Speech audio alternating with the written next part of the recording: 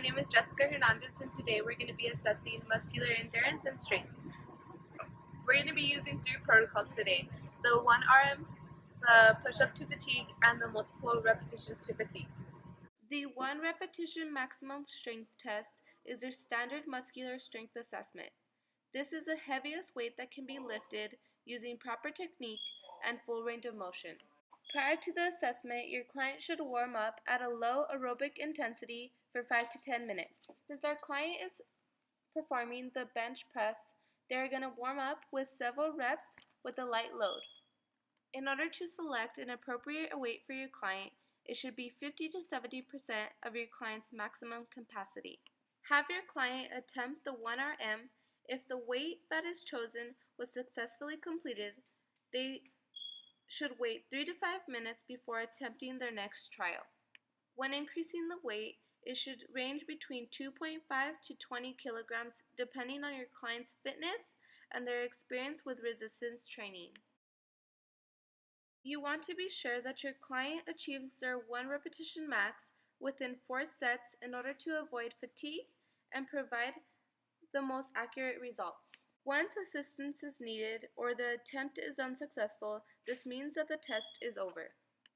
The 1 repetition max is determined as the heaviest weight that was lifted successfully through the full range of motion with proper technique.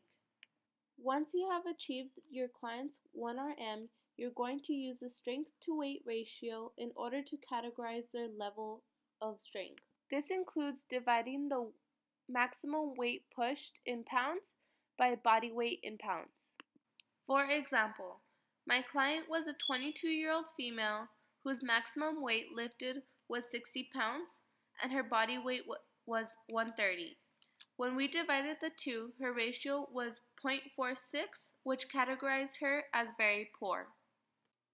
Shown here are the fitness categories for the upper body strength for both men and women by age.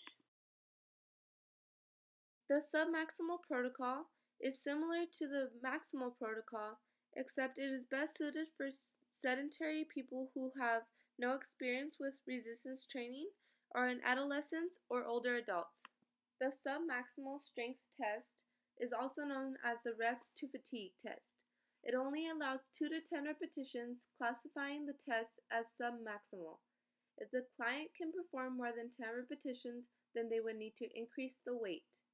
The difference between the submaximal and maximal strength tests is that the submaximal is an approximate of how much the client can lift, while maximum strength test consists of a total amount that the client can lift.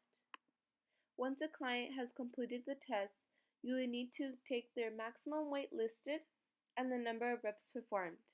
Then using this equation, you will solve for the predicted 1RM.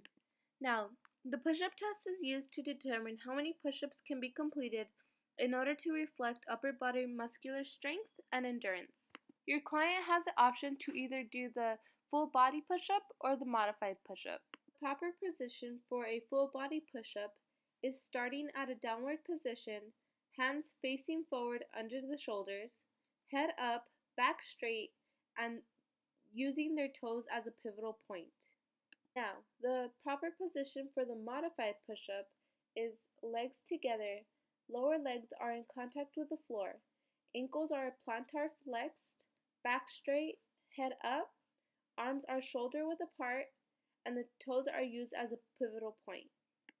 When conducting either push-up, the client should raise their body by straightening their elbows, then return to a downward position until the chin is touching the floor. The stomach should not touch the floor.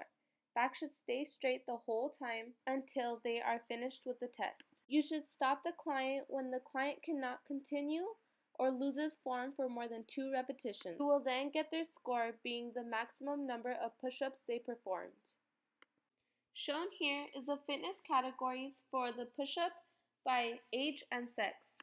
My client is a 24-year-old male who had a total number of 35 push-ups, categorizing him as very good.